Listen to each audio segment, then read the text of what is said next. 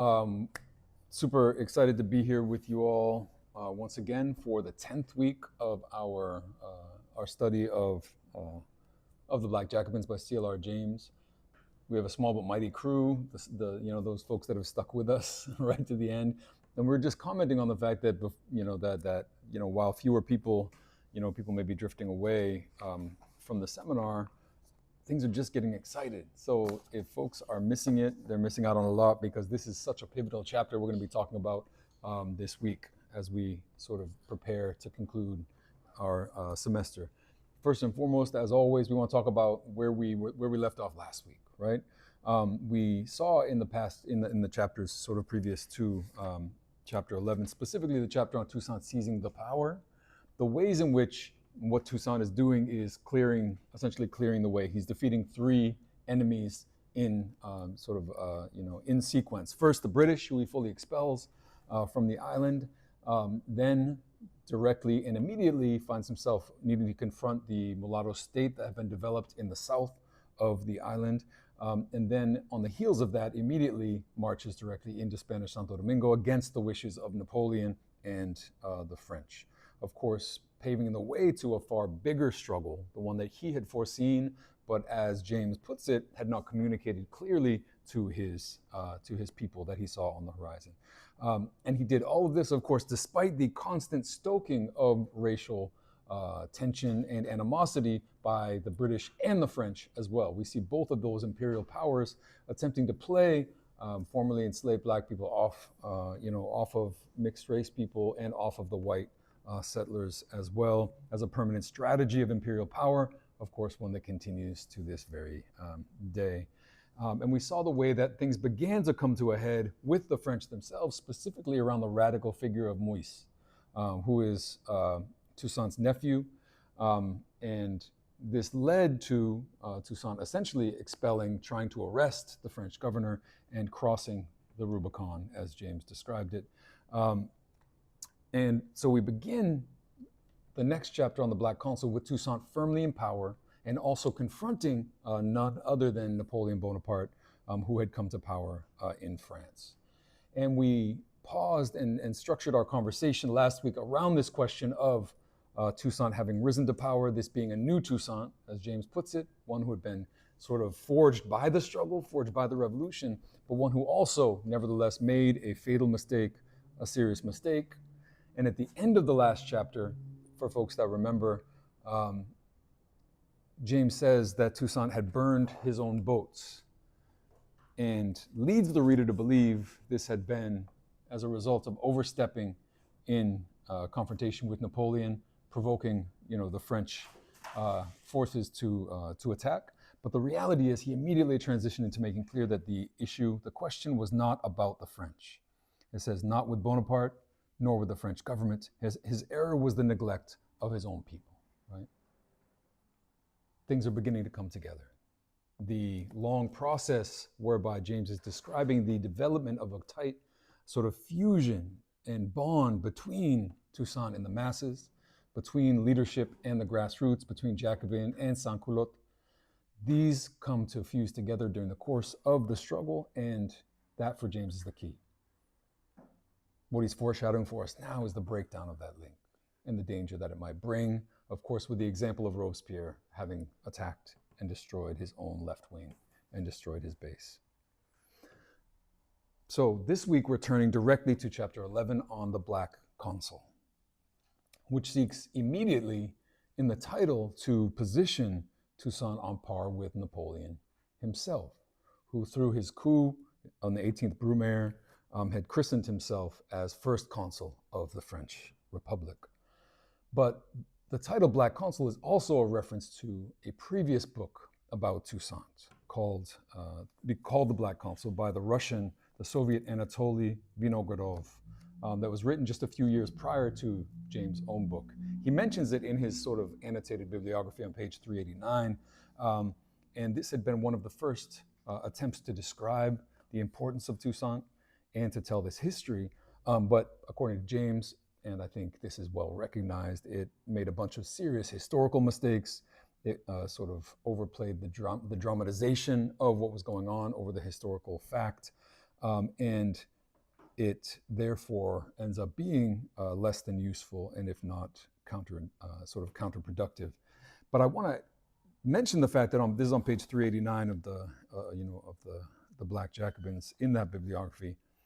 James mentions a historical mistake that Vinogradov makes by failing to correctly assess the level of consciousness and education that Jean-Jacques Dessalines had, right? He suggests that he had studied and was highly educated when the opposite was the case. But what I want to draw your attention to is the fact that James says that this error leads Vinogradov to ruin the greatest lesson of the revolution. And just to pause here on this is the greatest lesson of the revolution, and it has to do with Dessalines' educational level, right? That's something I want us to hold on to as we move forward and to think about who these leaders are, how they're shaped, how their education and consciousness emerges as such a key that James would position this as the greatest lesson. He also mentions Césaire's. He says Césaire's book on Toussaint is cool, but it lacks the fire that we expect of Césaire. He's not criticizing Césaire's book. He's saying it lacks the kind of fire that we expect of Césaire, and I think we do all expect fire from Césaire. So if you haven't looked through the sort of annotated bibliography, there's some really interesting pieces there. That's where James is getting the title, The Black Consul, and the inspiration for this chapter, which of course is the chapter in which we're dealing with Toussaint fully in power. We've been saying this for a few chapters because he's been moving and elevating and shifting and rising and then seizing power. This is Toussaint in power, Toussaint with his enemies, for the most part, destroyed, and with France and Britain at war. However, while the war between France and Britain is keeping Napoleon occupied on the continent, the peace, a peace treaty is coming on the horizon, and Toussaint and others know that peace would mean freeing Napoleon's hand to turn his attention back to Saint Domingo, to institute these promised special laws, which are still a kind of question mark and a worry for Toussaint. The social and material situation, as James described it, is that 12 years of civil war has, of course, left Haiti absolutely devastated, right? He talks about the sheer demographic reduction, right? The shrinkage of the populations, especially the white population, which had declined by 2/3, but a full decline of about 1/3 of the population of the island across the board. He described the way that the plantations and the system of cultivation had been largely destroyed and devastated, and that this had, in a way, seeped into social practice consciousness, in that on the top of page 242, James writes that the population that remained had been trained in bloodshed and soaked in violence. Bands of marauders roamed the countryside. The only disciplined force was the army, and Toussaint instituted a military dictatorship. So you've got this sort of devastated post-war situation. You've got almost like a classic state of nature where there's sort of total lawlessness, degradation, and violence. And so a strong hand is required then, in James' description, to impose a kind of dictatorial order. So Toussaint institutes a military dictatorship. Now, like many of the terms that we've been discussing, violence, for example, the terror, James doesn't speak of dictatorship in strictly moral terms. This was probably already obvious in his earlier mentions of Toussaint's dictatorial tendencies, right? But here the tendencies have become reality. Now, it's convenient that we're reading this chapter today, in part because last night in our Abolition 101 cohort, we were doing week 10 of our full Abolition 101 curriculum, which focuses on the question of the state specifically and on Lenin's concept of the dictatorship of the proletariat. In the roughest terms, I want to sketch out what that means and why it's relevant to what we're talking about when it comes to Toussaint. So the dictatorship of the proletariat in Leninist thought seeks to answer the question of the fundamental question of transition. How do we get from here to there?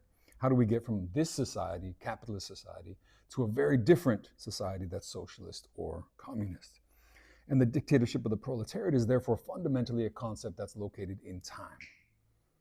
For Lenin, this means that the institutions of the state need to be seized and turned against the capitalists, defeating them and reshaping society and economy in a socialist direction, and that the more socialist society gets, the more irrelevant the state then becomes. This is the phase that Lenin, following Marx and Engels, describes as the withering away of the state. The state exists to manage inequalities and to govern what it means to exist in an unequal society. Insofar as society becomes more egalitarian, those institutions don't make any sense. It bears mention, however, that those weapons, in other words, the weapons of the state institutions that need to be seized by the proletariat for Lenin, transform in the process of being taken and picked up by the proletariat.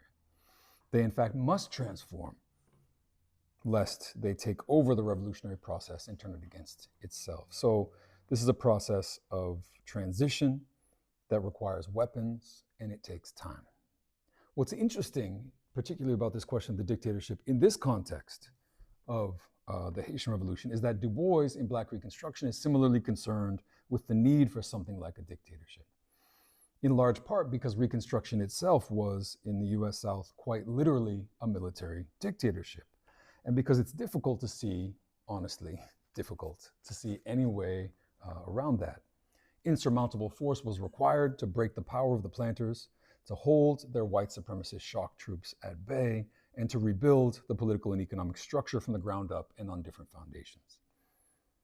Du Bois goes so far as to suggest that he had originally wanted to call his famous chapter on South Carolina, chapter 10, the dictatorship of the Black proletariat in South Carolina.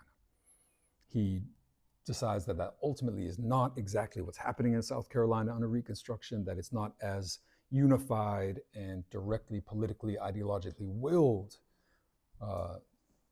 in the way that the dictatorship of the proletariat would suggest. So he sees instead tendency toward the dictatorship of the proletariat in that Reconstruction government. But here there are, I think, two really important pieces to bear in mind. First, the more that I read Black Reconstruction, the more I realize that for Du Bois, dictatorship is almost synonymous with education, of sustaining the need or the need for the masses to develop the level of political consciousness that would be capable of sustaining the transformative program of Reconstruction. Again, this is a question of time. And for Du Bois, the main answer is that Reconstruction didn't last long enough to build up the necessary level of organization and consciousness to allow it to survive. That's the first piece. But the second is that the force in question, even if it took the form historically of a military occupation underwritten by capitalist industry, did not need to take that form. Indeed, we can envision an entire range of community self-defense institutions that could have, and in some cases did, enforce Black freedom for a time. And again, the dictatorship of the proletariat means that the means themselves need to be transformed in the process of being seized, sliding along the spectrum from the dictatorship of the proletariat, which is a temporary form, toward the commune, which is a permanent form, right? Dictatorship is transitional, commune is a permanent form of self-government, but they sort of reach out toward each other. This is the way I often describe it. You're shifting toward and moving toward communal self-government in the process. Now, one of the key questions we then need to answer is whether or not this is actually happening in Haiti, now that Toussaint has, in James's terms, seized the power, and doing so in a context of total sort of bloody lawlessness. What is happening to that power, those state institutions? What kind of society are they being used to build? Now, as soon as we pose that question in the context of this chapter, we start to get a little worried.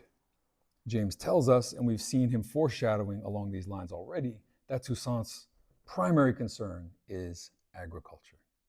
And his concern is not the transformation of agriculture necessarily, but the prosperity of agriculture. These are, of course, very different things. This is over on page 242. This was Toussaint's slogan. And this is James continuing in the middle of 242. The danger was that the Blacks might slip into the practice of cultivating a small patch of land, producing just sufficient for their needs. He would not allow the old estates to be broken up, but bound the interest of the laborers to their work by giving them their keep and a fourth of the produce. And a little further down, he confined the Blacks to the plantations under rigid penalties. So, The last thing Toussaint wants is for individuals to step back out of this plantation economy into subsistence agriculture, cultivating a small plot that meets their own needs. In other words, in which they have direct access to the means of production. They are reunited, as it were, with the ability to sustain themselves economically. Subsistence means growing things that people need. Beans, cassava, perhaps raising a pig in this context. It does not mean growing sugar, because you can't live on sugar. And yet sugar is what the global economy demands. In other words, what subsistence doesn't produce is surplus. And in this case, surplus was key. It was key to finance the military, to finance the expansion of the state, and to finance the sustenance of the revolution. Right? Money is required, and that money is gained through and in reference to the global capitalist market for sugar. So there's an uneasy relationship here already between Toussaint's regime and global capitalism as a broader system that determines these needs. As I've said before, I'm not suggesting that there are easy answers to this kind of tangle. And I don't want to give that impression. It happens in almost every revolution that we've seen occur under global capitalism. It happens in the Mexican Revolution, the American Revolution, happens in the Russian Revolution, where the question is, we need weapons, we need guns, we need to get the economy going. And to do that, we're going to have to make a decision about whether or not we're simply going to continue the same form of production that existed before. It happened in Cuba, right? Where Cuba, similar to Haiti, wanted to break away from large-scale sugar production and ultimately needed to use the income from sugar in this sort of series in the 70s of sort of great harvest. The goal was to sort of harvest as much sugar as possible and to use that to then fund the revolution. But what's happening in the process is that you're not breaking out of that sort of enforced capitalist monoculture. Given this, Toussaint's vision for agriculture is different from what existed before, but it's not entirely different. It's what what Fanon might describe as a new way of life, but not a new life. Or what James here describes as, this is on page 242 still, the change from the old to the new despotism. This doesn't sound great, right? Going from the old despotism to a new despotism under an ostensibly revolutionary government. What does it look like? It means the militarization of agriculture. It means the physical confinement of Black workers to the plantation. It means, of course, the continuation of that plantation structure as the main unit of economic production. And the ultimate goal, in James' words, was transforming a slave population after years of license into a community of free laborers. And here we have the same kind of ambiguity and contradiction that we had with surplus, which is that free labor isn't radical at all, right? It's in fact 100% compatible and even synonymous with the emergence of capitalism as a system.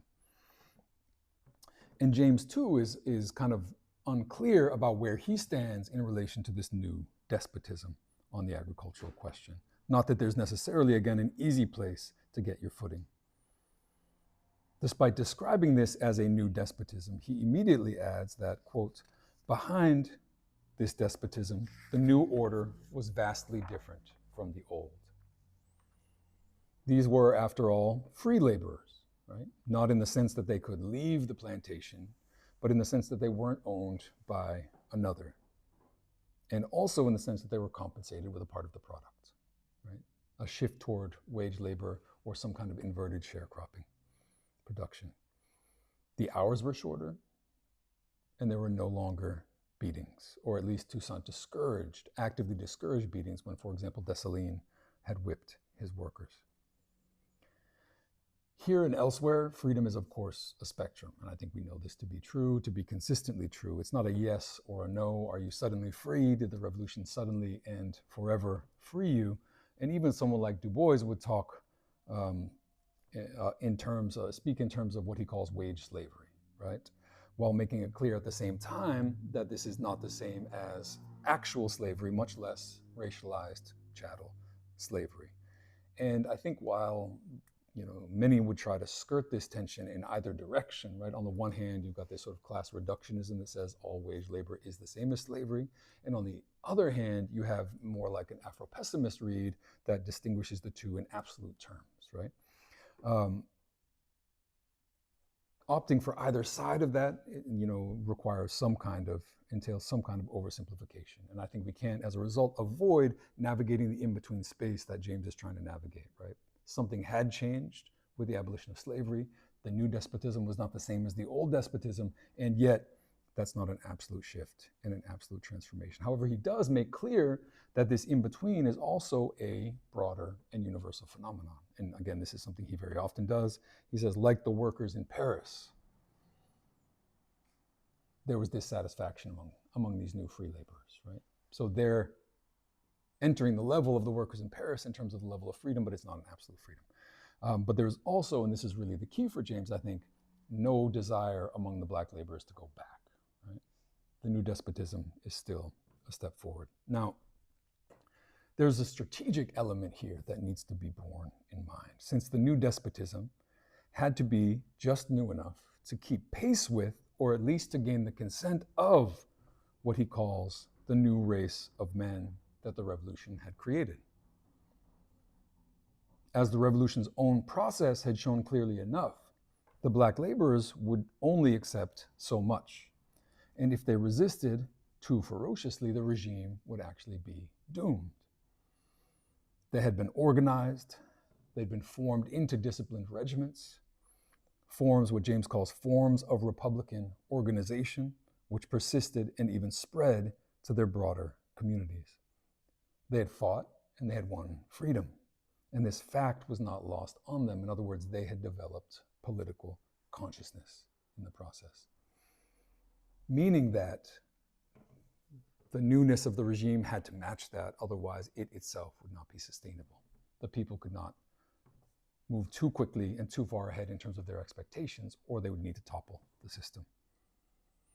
This leads James to make an important point, again, very familiar and very similar to points that he's made before. This is over on 243, about 2/3 of the way down, if you've got the text open. He writes, in 1911, Hilaire Belloc, writing of the French Revolution, claimed that this instinctive capacity of the masses for revolutionary organization was something peculiarly French. Now, I think if you've been paying any attention to James, you know what his immediate response is going to be, and he continues, it was an error. At the same time as the French, the half-savage slaves of Saint Domingo were showing themselves subject to the same historical laws as the advanced workers of revolutionary Paris. And he says Russians would do the same a century later, showing that this is an innate power towards self-organization.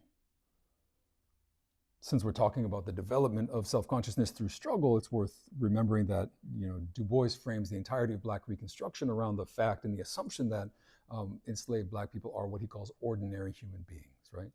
No better, no worse than other ordinary human beings, and those were the same beings that destroyed American slavery as well. Now, this points, of course, toward James and his ultimate political horizon, which is one in which self-organization becomes the key, right? This innate capacity becomes the key above all other keys. And it's also worth emphasizing here the way that he uses language like the description of enslaved people as half-savage. We've struggled already with how he uses it, language of backwardness in relation to language of civilization, and the question of whether or not this is also a moral language or an analytical language. Whether he's imputing a kind of negative value to what he's calling here savageness, or simply describing a condition and a lack of education, or whether finally he's simply leveraging in a kind of ironic way the so-called savagery of the colonized and the so-called advanced nature in this passage of the French workers as a way to drive home his more universal message. This question, I think, of backwardness, progress, civilization will really come to a head in this chapter and the next. On the bottom of on page 244, and summarizing, James writes, at bottom, the popular movement had acquired an immense self-consciousness. The former slaves had defeated white colonists, Spaniards and British, and now they were free. They were aware of French politics, for it concerned them closely. Black men who had been slaves were deputies in the French Parliament. Black men who had been slaves negotiated with the French and foreign governments. Black men who had been slaves filled the highest positions in the colony. There was no need to be ashamed of being black.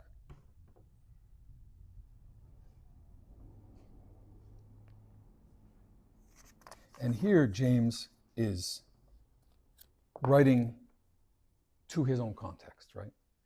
He's writing in the context of the expansion of black identity and culture under the heading of the negritude movement, which he was, intimately connected to. And he's doing so in ways that clearly anticipate what Fanon will later contribute when it comes to the question of the psychology of colonialism and decolonization. There was no need to be ashamed of being a black. The revolution had awakened them, had given them the possibility of achievement, confidence, and pride. That psychological weakness, that feeling of inferiority with which the imperialists poisoned colonial peoples everywhere, these were gone.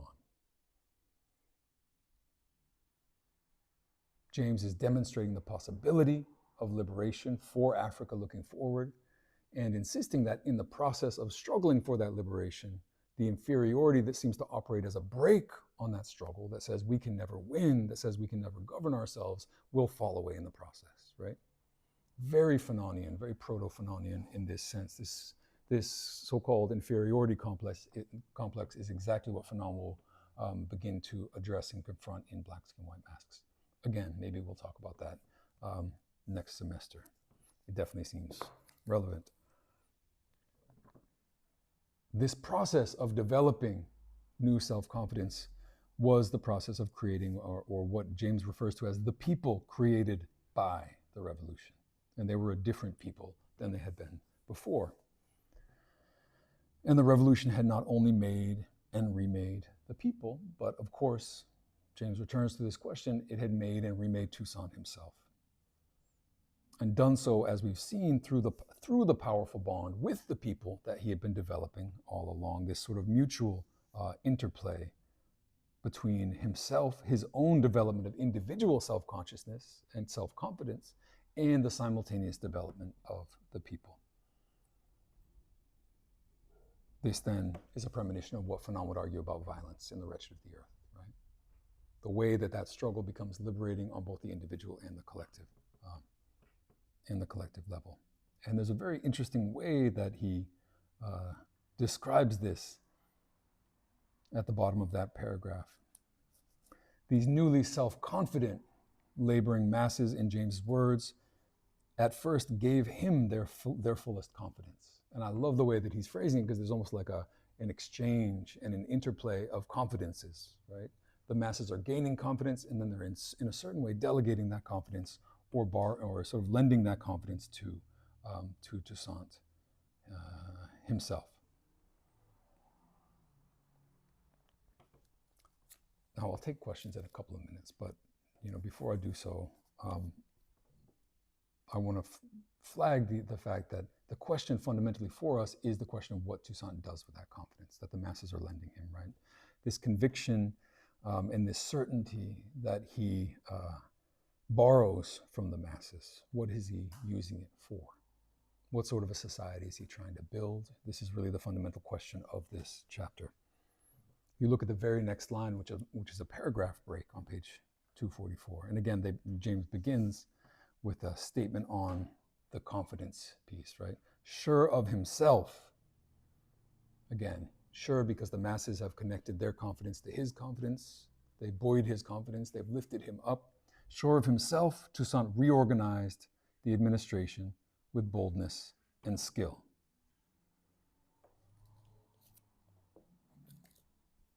And this is in the year 1801. Toussaint creates entirely new territorial divisions for the country, new boundaries. He establishes new judicial structures. He develops new courts, new forms of accounting, new forms of administration, a new tax system, a new currency, all of which reduces bureaucracy, and thereby also disempowers what would have been his enemies, a sort of class of bureaucrats. And he does all of this very much from above and through this kind of dictatorial power that he has sort of arrogated to himself through the masses. It's something like the carte blanche of like the year zero of the French Revolution, right? The starting all over with a brand new kind of system. But again, in this process, agriculture is crucial for Toussaint. As James writes, Toussaint knew the backwardness of the laborers, and he wanted to see them civilized and advanced in culture. To which we must ask, of course, what backwardness and what culture? And we remember that he had previously suggested that only whites have culture, leading us to wonder what he means by culture at all. Is this to elevate the masses into what he understands to be a beneficial universal culture? Or is it to reproduce a fundamentally and inescapably hierarchical and inegalitarian Eurocentric vision of what that culture should look like? James insists on 247 that it's not the latter. He suggests that it's not about elevating one class over another, but the question I think we have is that possible? Especially when he's describing it, he's saying that Toussaint wants to incorporate Black laborers into what he calls Versailles manners, right? To really inculcate them with the culture of the French elites.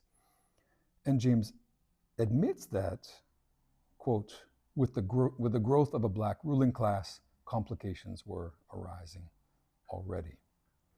And notes that his closest circles were primarily, constituted by distinguished whites. But at this point, this is 1801 again, and we'll talk more about the way that 1801 plays out. The economy is growing. As James describes it, race prejudice is on the decline. And it's doing this even though it means, in his words, that the poor sweated and were backward. In other words, the new despotism replacing the old. Let's take a couple questions if we've got any. And if not, we can just continue with the Constitution of 1801.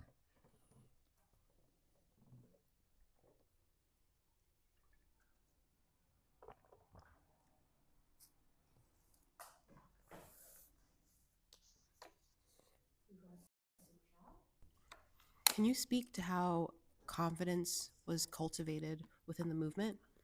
Does the very practice of challenging and resisting colonialism in practice echo killing internalized colonialism? Curious of how this can be applicable to today. Yeah.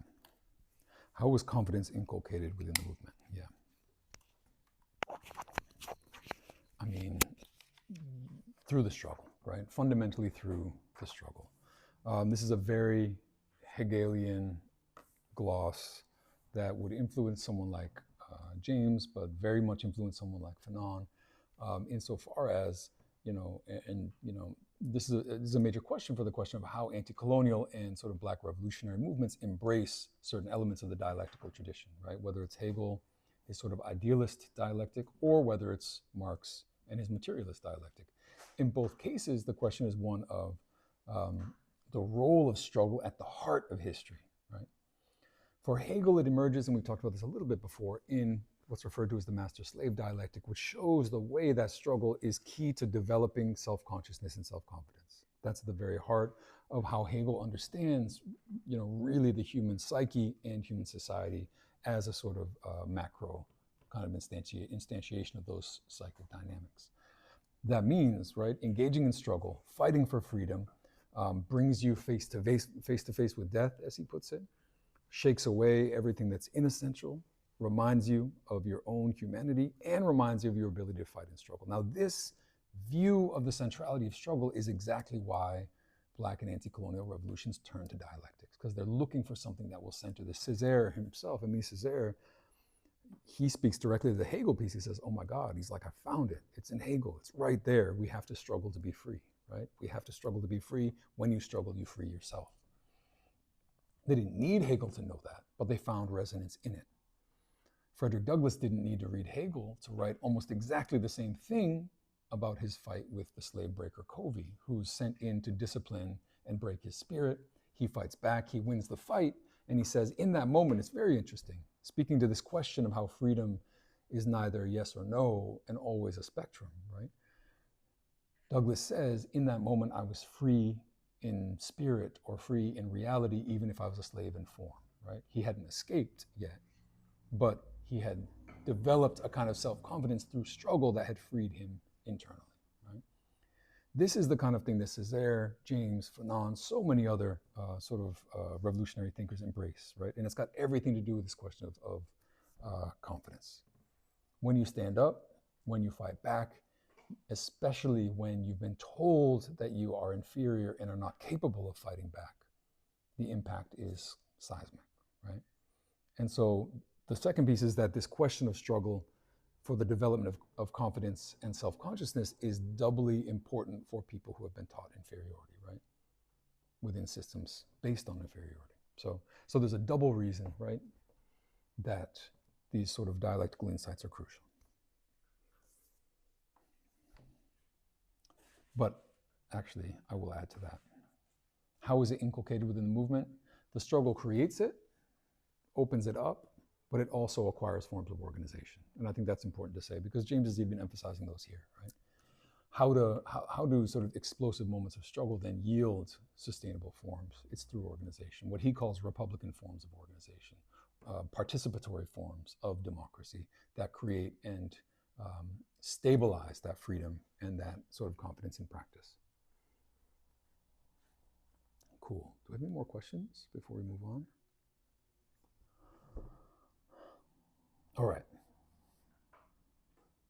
James writes, these were the ideas and the methods of government of Toussaint. The revolution had made him.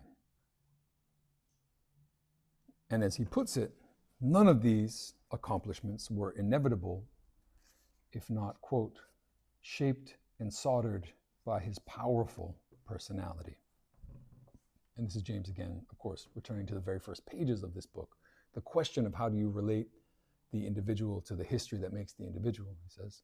And thenceforth, it is impossible to say where the social forces end and the impressive personality begins, right? There's no way out of this tangle of the individual and the history, right?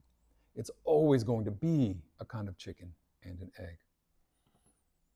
It is sufficient that but for him, this history would be something entirely different. It is therefore essential for us to consider, for like the fifth time, right, what sort of man he was. And James goes on, in what seems like a repetition of previous conversations about who Toussaint was, but in classic dialectical form, every time he spirals back to this question of who Toussaint was, he's doing so on a higher plane, with new levels of clarity, further along the kind of historical timeline of the unfolding of his own development, right? So who now was Toussaint? What kind of a person was he? Here are some things, some of which he had already told us. He was quiet, he was mysterious, he kept to himself. He sometimes rode 125 miles a day. He slept 2 hours. He survived off 2 bananas and a glass of water. There may be some exaggeration here. He was brave and reckless and enjoyed the confidence of the poorest. He was awkward and ugly and incredibly lucky. He was incapable of dishonesty, and he had a knack for finding the right path out of difficult circumstances. What is James getting at? He says more. His lieutenants were black, but his advisors were white. This is going to be a question.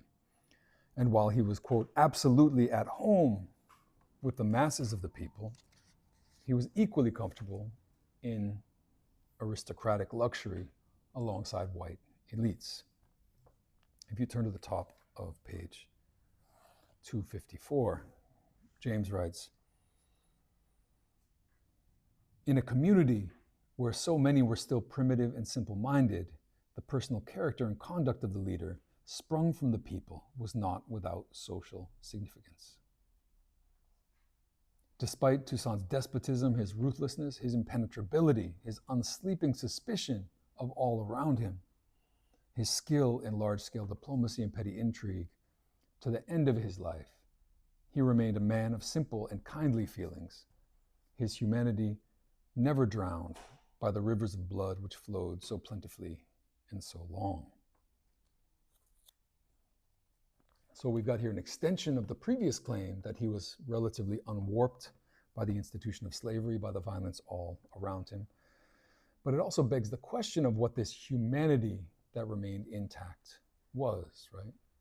What does it mean to be human, and what constitutes his intact and sort of untarnished, uncorrupted humanity? And the 1801 Constitution that he writes in July is the answer to these questions, right? What does it mean to be human? What does it mean to be, particularly for Toussaint, universal? So in July of 1801, Toussaint promulgates a constitution for the whole island. This was provocative. We'll return to that in a minute, but it's clearly provocative. He had already thrown out the French governor. Now he was writing a constitution. Aside from his own outsized and specific role in a still heavily dictatorial government, this was largely, and we need to emphasize this, this was largely a bourgeois constitution. It defended property, it defended and enshrined individual rights and freedoms, and it centered production, as we've said. The 1801 Constitution abolished slavery and racial distinctions forever, declaring Haitians to be free and French. That's good. But it also outlawed voodoo, it enforced mandatory labor, and it imposed Catholicism in a relatively strict way. Now, previously I've mentioned Susan Buck Morse's book, Hegel, Haiti, and Universal History. Yeah, I'm not sure if people remember, but this is a very short book, but it came out of what was originally an essay called Hegel and Haiti. And that essay is amazing, 100%. The entire point, which we mentioned before, is the fact that Hegel, when he's writing his dialectics, that if I'm saying, so for example, James is sort of recapitulating a dialectical vision of struggle and consciousness and reading that into the Haitian Revolution. Well, the reality is actually the inverse, which is that when Hegel is writing about dialectics, when he's formulating and writing the phenomenology of the spirit, he is doing so without acknowledging the Haitian Revolution as the source of what he's seeing, right? So he's writing this abstract story about master and slave engaged in dialectical struggle, and he's not acknowledging the fact that he's reading every day in magazines and newspapers about the Haitian Revolution, actual slaves fighting for actual freedom, right? So this is a really important contribution that Susan Buck Morse makes in her original article, Hegel and Haiti. However, when she then turns it into a book, she expands it into this book called Hegel, Haiti, and Universal History, adding the phrase universal history in a way that I think is very suggestive. Things get, I think, a little more complicated. And this is because for Susan Buck Morse, Toussaint's 1801 Constitution that we're talking about, quote, took universal history to the farthest point of progress by extending the principle of liberty to all residents, regardless of race. So it represented an expansion of universal freedom and liberty, regardless of race. Now, it is inarguable that the abolition of racial distinctions, and in particular the abolition of the racial oppression of Black Haitians in sort of legal, the legal status of that oppression, represented not a step toward universal freedom and equality, but actually a dramatic leap toward universal freedom and equality. That is not in question. But that's not exactly or all of what Susan Buck Morse is saying here. Notice that she points to not to independence for Haiti, but to the Constitution of 1801 as what she calls the farthest point of progress. And again, this is a constitution that was bourgeois, was relatively liberal in certain senses, and which declared Haitians to be free and French. Are these two compatible? And how is there a sort of universal understanding that can accommodate this simultaneous status of being free and French at the same time, subjects of French colonial rule and purportedly free? In another passage, Buck Morse is clearer. Quote, for almost a decade, before the violent elimination of the whites signaled their deliberate retreat from universalist principles, the Black Jacobins of Saint-Domingue surpassed the metropole in actively realizing the Enlightenment goal of human liberty, seeming to give proof that the French Revolution was not simply a European phenomenon, but world historic in its implications. Now, Buckmore says, giving the Haitian Revolution key credit, saying that it moves further than the French Revolution in its implications, but I really want to draw your attention to the first phrase that she kind of slips in there. She says, before the violent elimination of the whites signaled their deliberate retreat from universalist principles. The reason, in other words, that the 1801 Constitution for Buckmore constitutes the furthest reach of the universal is because after it, she's pointing toward the massacre of the white population as marking a retreat from the universal. So Toussaint marks the advance, and what comes afterward is a retreat. Now, I just want to pose the question, which we will return to in the next couple of chapters, as to why on earth the white population would have anything to do with how we measure the advance of universal freedom in Haiti, of all places, right?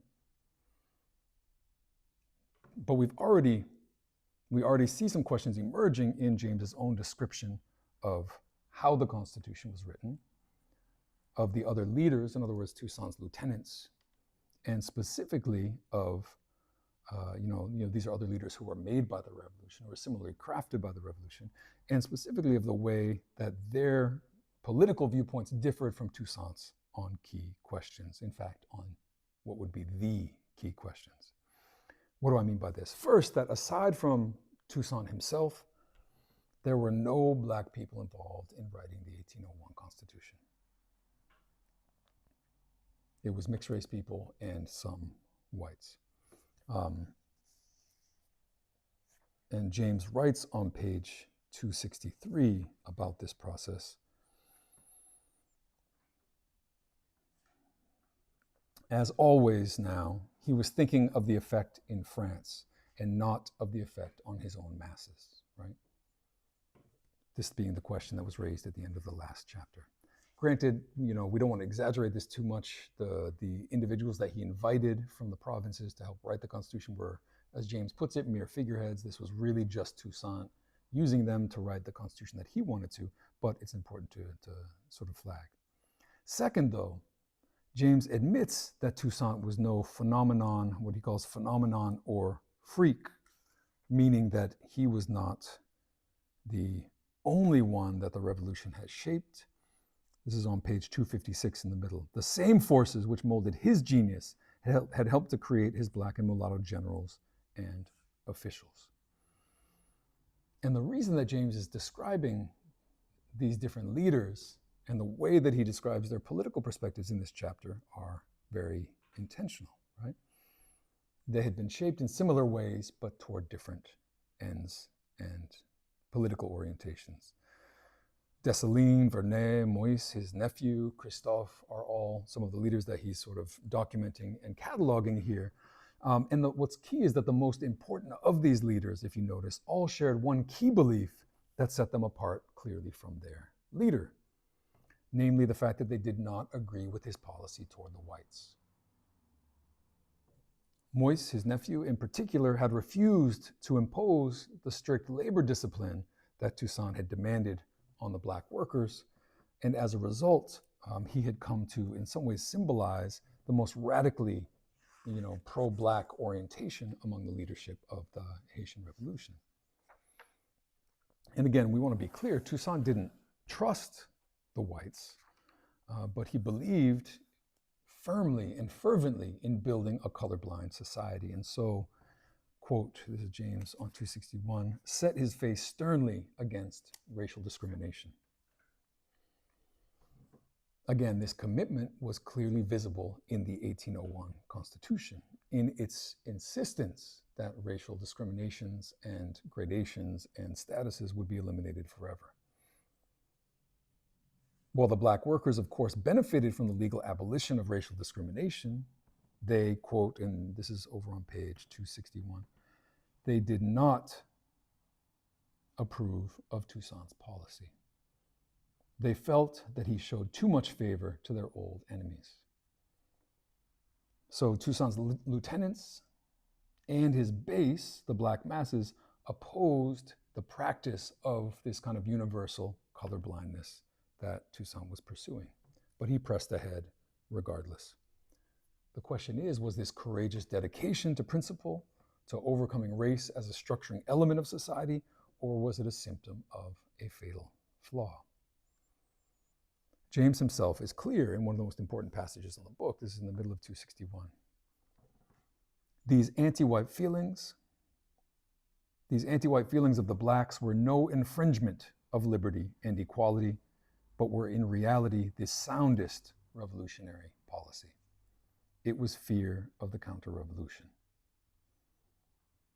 Now, this is a precise and clear and blunt statement, and so I think we should interpret it in its clearest and most blunt way. This was no infringement on liberty and equality, the anti-white sentiments of the population, meaning it was no limitation to the universal, no boundary toward the expansion of universal freedom, no curtailment of humanity and rights at all. And all of this against, again, Susan Buck-Morse's suggestion that the anti-whiteness that would emerge in this revolutionary process somehow constituted a withdrawal or retreat from the universal. And in fact, James goes on, and again, we know this by now from the way that James has described the entire structure of Haitian society. These sentiments were not about race at all, and certainly not an example of that sort of favorite liberal unicorn of reverse racism, right? This imagined thing. This is not at all what James is describing. These were questions of politics. And there were questions of what is necessary to ensure freedom in the long run. Again, what he calls the soundest revolutionary policy. And once again, the workers were not stupid. Quote, the blacks could see in the eyes of their former owners the regret for the old days and the hatred. They could tell they wanted slavery back, right? Despite this grassroots consciousness, and despite his own suspicion, however, Toussaint continued to favor the whites. And here James is speaking more directly. He's not saying he continued to treat whites as equals. He says continues to favor the whites, despite all of their provocations, despite all of their sort of attempts and massacres, right? Every white woman was entitled to come to all circles. Only the wives of the highest black officials could come. A white woman was called Madame, the black woman was citizen. And he continues immediately, because the connection is absolutely intentional, losing sight of his mass support, taking it for granted. He sought only to conciliate the whites at home and abroad. Favoring the white population was an attempt at conciliation, and it's intimately connected for James with the distancing that's beginning to emerge between Toussaint and his base. He's favoring the whites because he believes in the principles of non-racial society and the strategy that goes along with it. And it's in the pursuit of that principle that he's beginning to lose connection with what matters most. There's a tension here, there's a tragic element that's beginning to shake out. At the same time, James insists that we shouldn't exaggerate the importance of the Constitution or even what it stipulated. It was, after all, words on paper. In other words, a vehicle and a vessel to be filled with different dialectical content to be used in different ways. And James puts it, and this is an incredibly Jamesian phrase, constitutions are what they turn out to be. It's powerfully dialectical, right? They're not just a thing, they're something to become. And he goes on to say that constitutions are merely a formal embodiment. Ideas, he writes, do not fall from heaven. Specifically, and James' main point here is that despite this being a liberal constitution, despite it being a capitalist constitution, and most importantly, despite it saying that Haitian citizens are free and French, in other words, despite the fact that it sort of feigns a kind of adherence to colonial status, James emphasizes the fact that there was no room for French officials within the Constitution. He literally, he has all of the highest offices. This is not the Constitution that would be written for any kind of colony, right? So despite saying it, in practice, it's more lip service. And as James puts it, this meant virtually independence. This worried many people around Toussaint. It worried the white general Vincent, who he mentions toward the end of the chapter, and this is what we'll wrap up with. He emphasizes the fact that printing the Constitution was an irrevocable step. It's very interesting, right?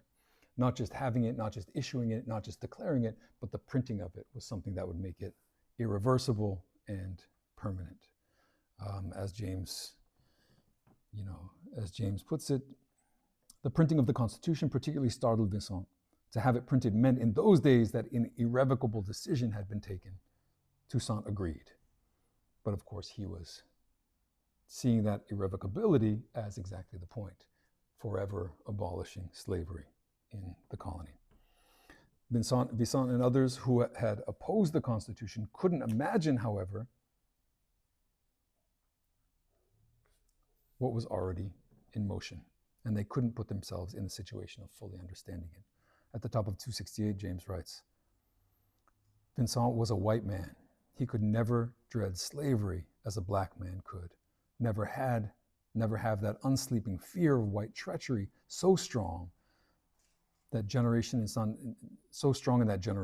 Domingo Negroes. Honest himself, Vincent took it for granted that the rulers of France would act with common decency toward those black men whose services to France he had witnessed. So the fact of being white, but also the fact of not being able to perceive the treachery of France that was forthcoming, led him, this white general, to fail to see what was already moving, what was already in process.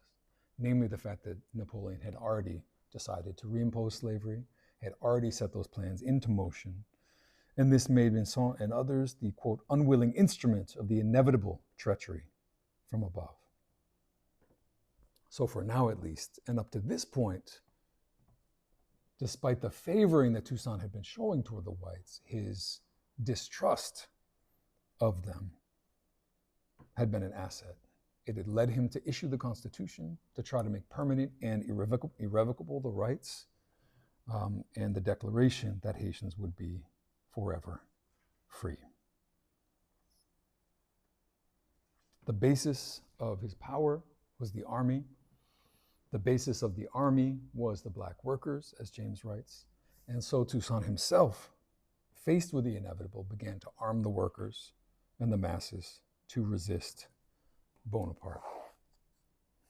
And he says in this very cryptic phrase on page 262 toward the bottom, he says, in every conceivable way, parenthetical, except one, he prepared. In every conceivable way except one, he prepared. The blacks would have to fight. And so I want to leave as an open question what the except one was. There are different ways to think about it that may become clearer as we move forward into the next chapter. And of course, the next chapter, the title makes very clear that he was right. The chapter is called The Bourgeoisie Prepares to Restore Slavery. And the first sentence is, Toussaint was perfectly right in his suspicions. Right? Do we have questions?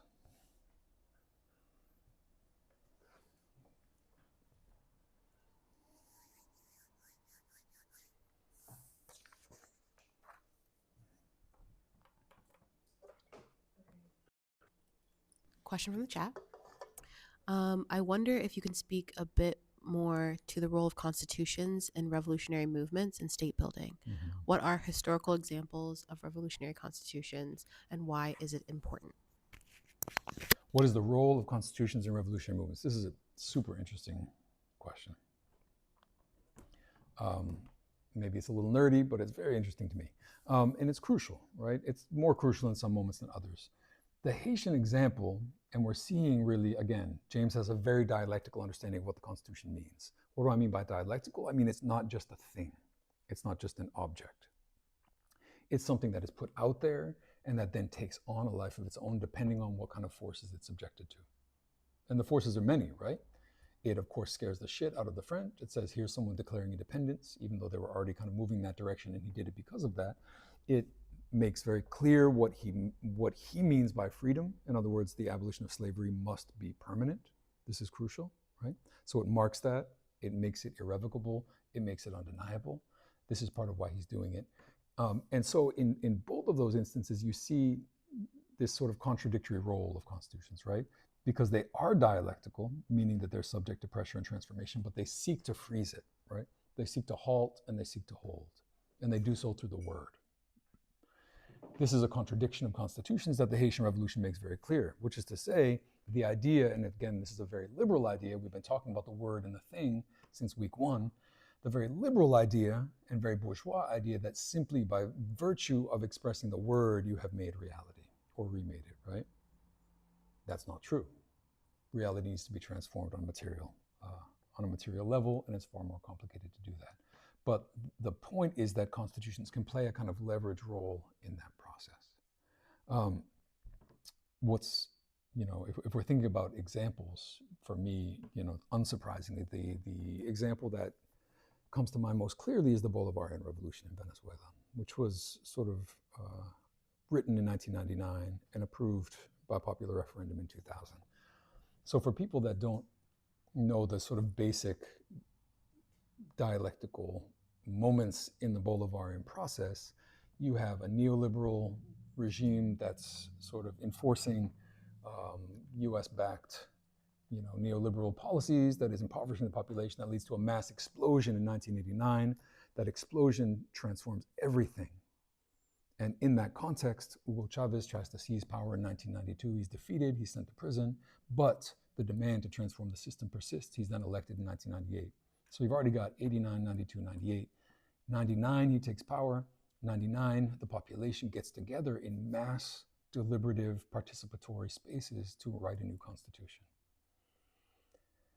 And that, again, is approved in 2000. Now, this constitution is meant to be a leverage point to move forward, but it can only be written from the place where the revolution is, right? And again, this is James showing us perfectly clearly how this happens. The people in 1999 are not the same as the people in 2009. The constitution that the people are writing in 1999 has to be a reflection and in some ways a sort of anticipatory, pointing toward the future, but can only be written on the basis of the present. What I mean by that very concretely, I don't want to be too abstract, is that it's still kind of a liberal constitution with socialist elements, right? It recognizes and protects social property and other things, but it's not a communist constitution. It opens the space for more radical policies, though. So every constitution is almost like a cross-section of a certain moment in history. And again, that cross-section can be backward-looking or forward-looking, but it's still a reflection of that history. But the question is, how can it be then leveraged moving forward?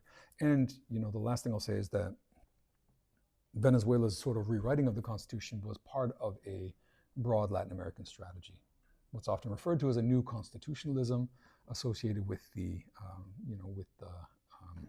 pink tide or the sort of left wing in power in the 2000s. One of the main strategies was to transform society through the rewriting of constitutions as a way of stabilizing that revolutionary power. And we look at recent struggles in Chile. In particular, Chile has been in a state of revolt for a series of years now against the constitution, because that is still the constitution of the dictatorship in Pinochet. And so there's an attempt to rewrite it that ultimately failed, but the question is, how do you transform that institutional order into something that then allows for different sort of possibilities to open up? So yeah, the role of constitutions is crucial in revolutions. They're not simply expressions, but they're also leverage points for looking forward, or they can be. What else?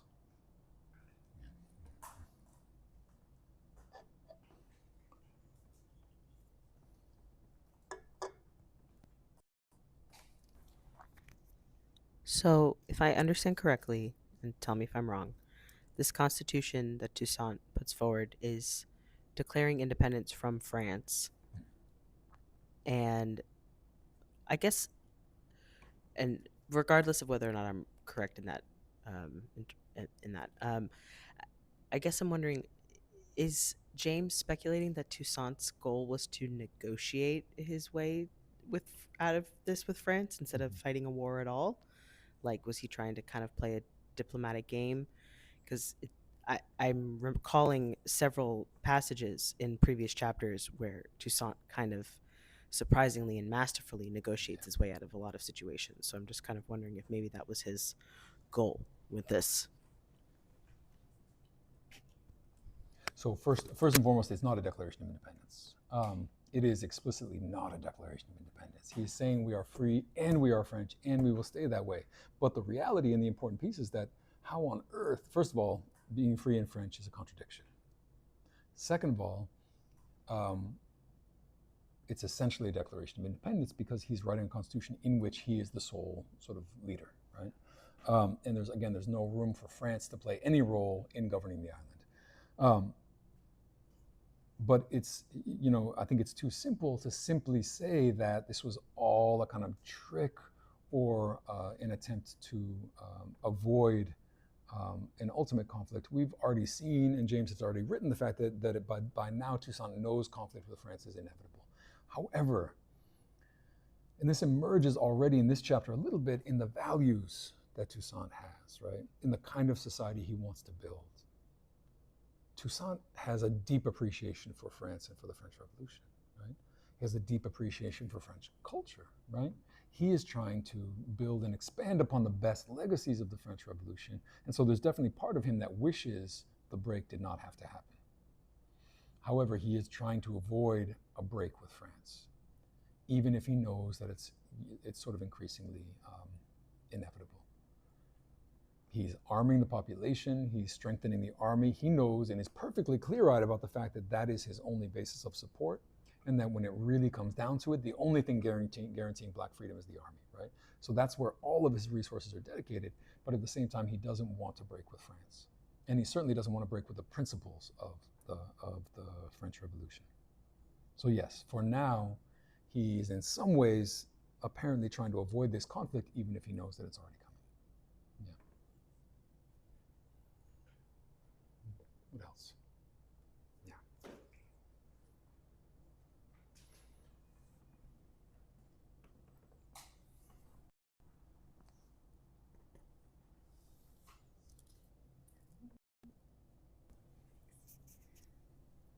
This is just a pretty basic question because I'm pretty ignorant about all of this, like time and space. But in what language was Toussaint communicating in?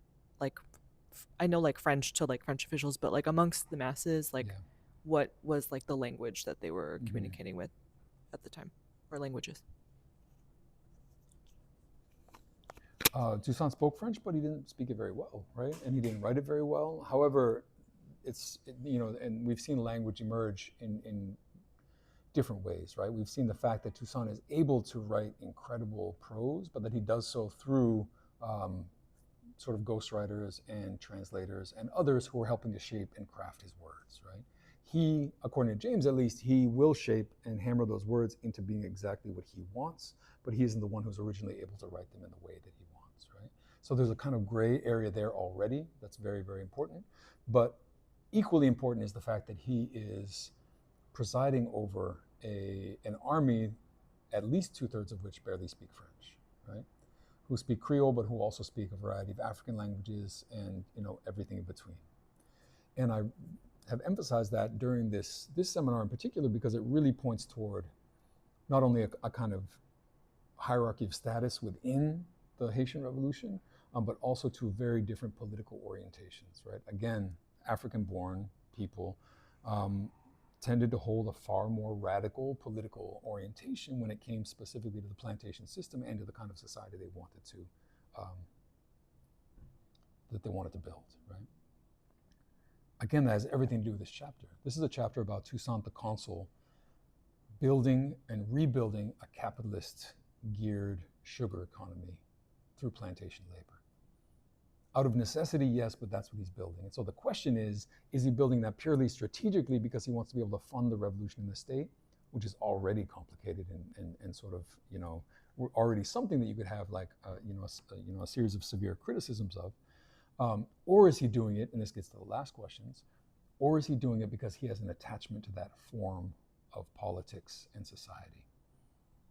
Which means a lot of different things, right? Which means that his understanding of state and leadership is based on a European model, which means that and you see this in the post-revolutionary modes, right? The recreation of emperors, right? The recreation of, and the building of elaborate and monumental architecture to show how effective the state is symbolically, right?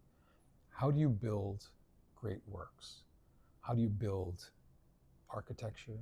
How do you engage in works of fine art on the sort of great civilizational models of Greece and Rome? You always do that through the extraction of surplus labor from poor people. That's how it happens, right? Someone is always doing that work, and and that's why no matter how much we try to maybe take the moral element out of what we understand to be so-called civilization, it's really hard to value what we understand as high sort of civilization without understanding that it's built on that kind of labor extraction, right?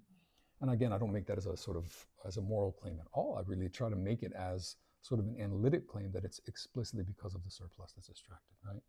If you want to build the kind of fortress architecture that the post-revolutionary Haitian government wants to build, you're doing that with quasi-slave labor, which is what happens.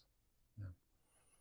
And that's not to get into the question of what kind of agriculture, right? Again, Toussaint does not want a return to subsistence agriculture, but that is exactly what most people want. Not because they want to work a lot, but because they want the freedom and the control, and they want to not be on a plantation anymore. Yeah.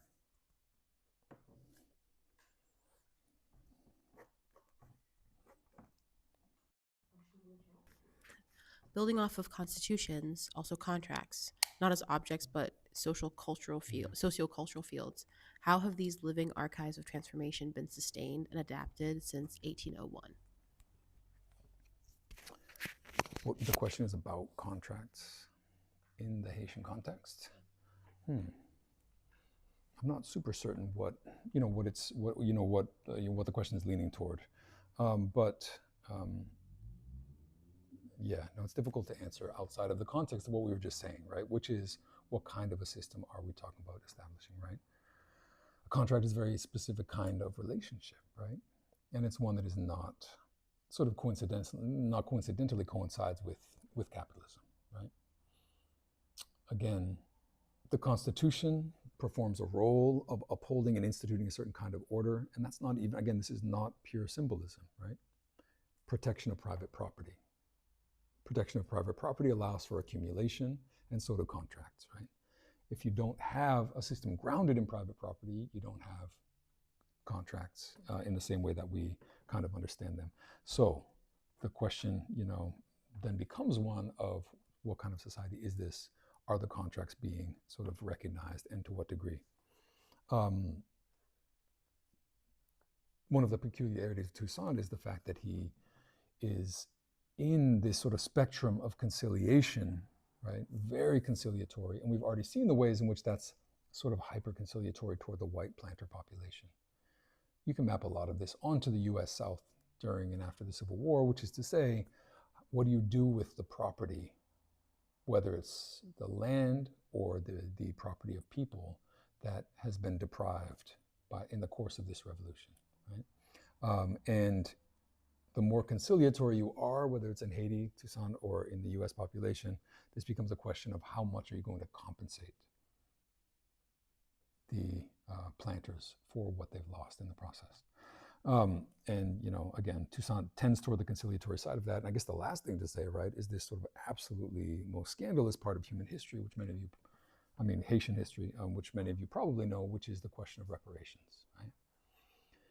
Namely, the fact that after the Haitian Revolution, under a quasi-contractual understanding, right, Haiti owed France reparations for having dared to carry out a revolution, having dared to deprive France of all this property, and that amount was not symbolic. It was an amount that was being paid, right? That was being paid by force, that contributed to the permanent indebtedness of the Haitian state, and that numbered in the trillions of dollars. I actually don't know what the full amount, was by the time you adjust it, for inflation. So yes. What else?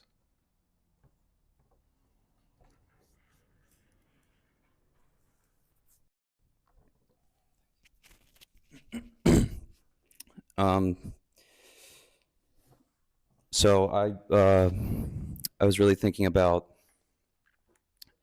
this part where James is talking about everybody being like equally subject to the same historical laws, right after mentioning these Republican forms of organization that were carried on by the people that were changed by the revolution.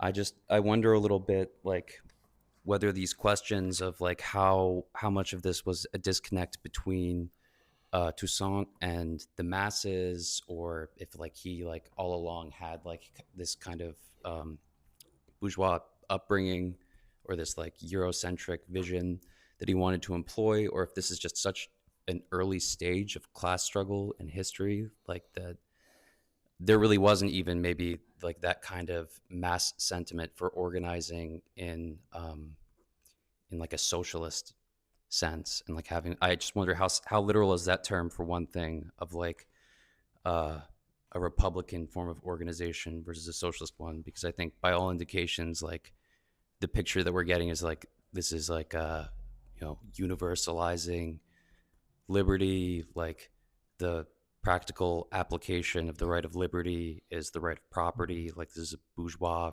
kind of revolution.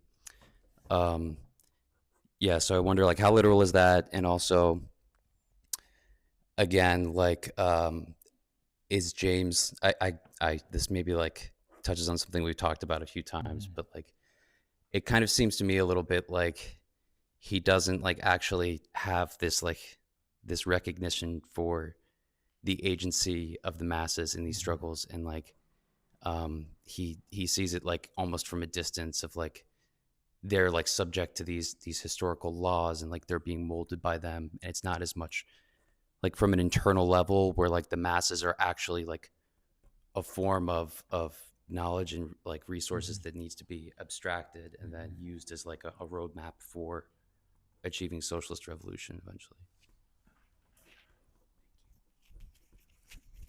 Yeah, this is a great question. There's a lot of different pieces, and I think I'm gonna I'm gonna take a very sort of circuitous path, I think, to getting toward the answer, because I think it raises really crucial questions, right? One is, so James speaks and is very, in many ways, a very universalist thinker. Again, this becomes clear. We brought it up over and over again. The way he tries to sort of say, listen, enslaved Haitians are Black masses, but they're masses more than anything. They behave as other masses. They engage in politics and have come to play this kind of universal role in human history, destroying feudalism, transforming the globe, right? That is a universal role, right? So he's in some ways an unabashedly universalist thinker. One. Two, though, just like everything else, man, universalism is a spectrum, and the question is always how, where is the center of gravity for that in that spectrum, right? And again, the way I often map that out is with Aimé Césaire's great phrase where he says, I want a universal that's rich with all that is particular. Or when Du Bois says that his method for understanding reality is inductive, meaning you start with what's going on and you shape your theory on that basis. What do I mean by that? In which the particular has a certain kind of weight up, sort of in relation to and against the universal. What is the opposite? The opposite is something like what Susan Buck-Morss is doing, where she's saying, listen, like universalism means abstract freedom for everyone regardless, right? By that metric, universal freedom in Haiti reached a certain point in 1801, and then there was a retreat from it. The question is freedom understood to be freedom on paper, or is it understood to be a sort of more material and real freedom? And what does that mean for the question of the universal in particular? Next point in relation to that. In this critique that I wrote of Buck-Morss, I mentioned this piece in Zizek where, Zizek used to be an interesting thinker. that seems like an eternity ago, because now he's a really unabashedly Eurocentric and sort of foolish thinker. But I mean, the you know, as he put it, the signs were always there, right? And one of the signs was he's writing with a great deal of interest about these pieces in James, but also in other thinkers about the Haitian Revolution, where you've got these scenes of the Haitian troops marching and singing French revolutionary hymns, right? Zizek's point, though, about the Haitian troops and the formerly enslaved people singing those hymns is that we're all part of this baseline universality, right? They were the same as what's going on in France. And that's actually not the fucking point, right? The point is that freedom becomes something different when they take it into their hands and transform it, right? It becomes less a word and more of a material reality and thing. And regardless, it just becomes different. In other words, regardless, the particularity becomes something that becomes relevant in relation to and pushing back on that universal, rather than letting the universal determine everything, right? Okay, I told you that was going to be circuitous. We're getting back to it, right? Which is this question of, was Toussaint Eurocentric, or was it too early for socialism? And I think both of those pieces are true, right? We've already mentioned the fact that, like, the conspiracy of equals is often understood to be the sort of first communist movement, right? Or the first communist, moment, at least in European history, the first avowedly communist, right? Speaking of and in those terms, and that as a result, things do emerge on a historical terrain, right? They were taking, if you remember Babeuf and others, were taking the material demands of the French masses and pushing them further into a vision of a different kind of equality, right? So they're taking it, projecting it forward, right? That's definitely true. And there's a degree to which Republican forms of organization were more familiar already, right? They'd been developing for decades, if not longer. They'd been formulated a century before, right? So this mode of, in other words, by Republican, forms of, of life, we're talking about political participatory forms, but that are really limited to the political realm, right? They don't necessarily involve the economic questions of equality and radical equality. So a kind of political form. Why did I say all that shit about the universal in the particular? Because you could say that the conspiracy of equals were the first communists, right? But what you're saying is that you believe that because communism can only look a certain kind of way, right? There's a universal form that constitutes what communism is, and Babeuf and the others in the conspiracy of equals were the first to enunciate it in that way. But what you're actually doing is to engage in a kind of circularity. Why? Because there's different kinds of communism, right? There are different forms of living together in egalitarian life. These had existed. Among whom? Among Maroons, among African communities, among, formerly enslaved communities across the Americas, right? So that's all to say that I'm never fully comfortable by saying that, these ideas can only emerge in a certain way on a certain kind of historical terrain, because that assumes that we're bringing into it a sort of fixed definition of what the idea of socialism or communism means, if that makes sense. Cool.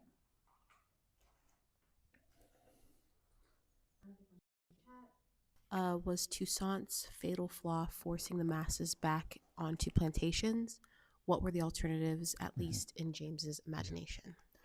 Was Toussaint's fatal flaw forcing the masses back onto plantations? Is definitely a fucking mistake. I mean, again, that's too simple, right?